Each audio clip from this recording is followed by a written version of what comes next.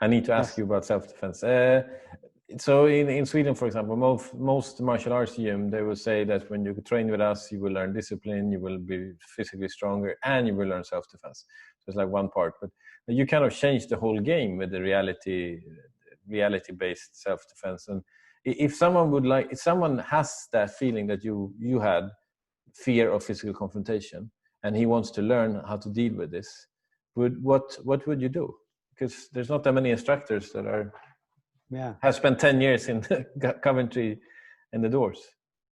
Yeah, well, it's just interesting. One of my friends, Nick England, said he was speaking to a Buddhist priest, and he said to him, "Oh, I'm learning self-defense." And the Buddhist priest said, "Which self are you learning to defend against?" So when we talk about meditation and finding the self, when you find the self, you'll realize there's nothing to defend against.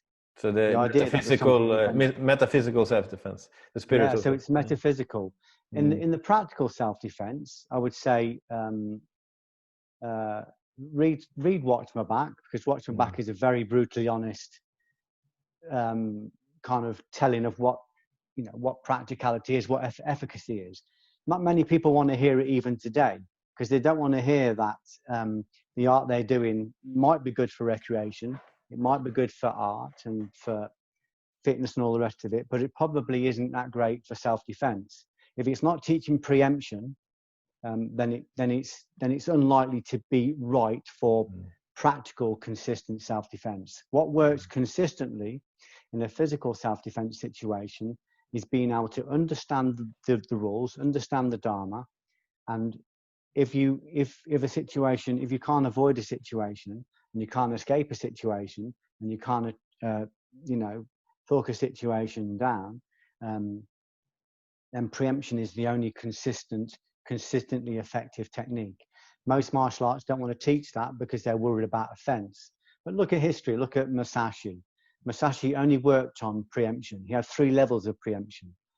We attack before they think about attacking us.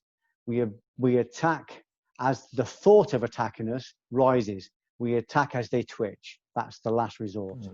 So that's what I learned.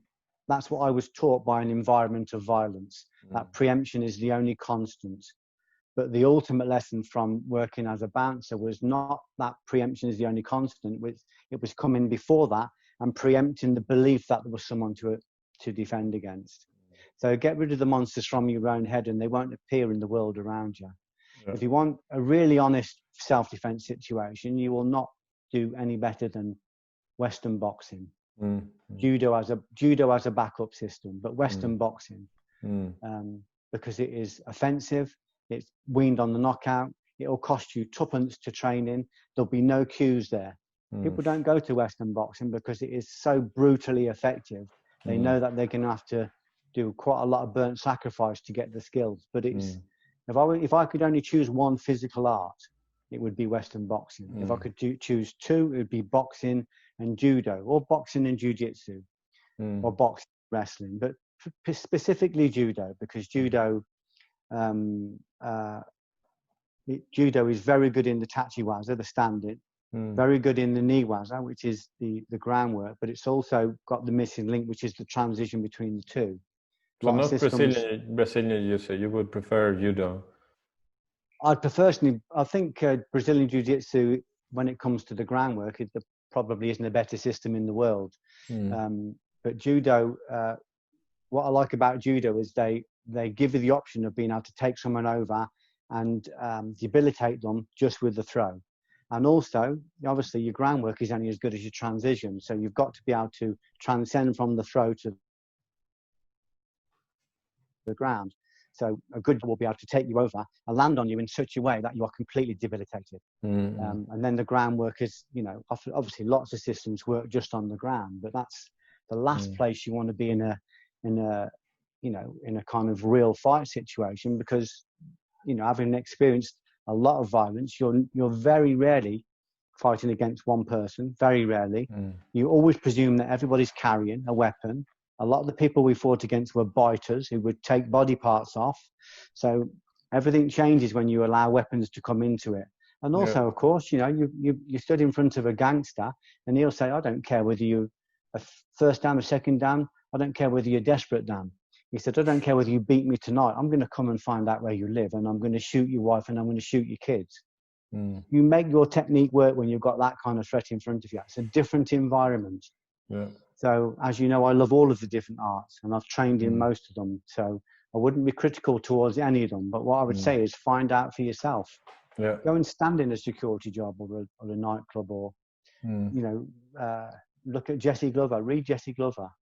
Jesse Glover did all the JKD and was massively disappointed when he started working with bouncers and realized it was just about hitting people first.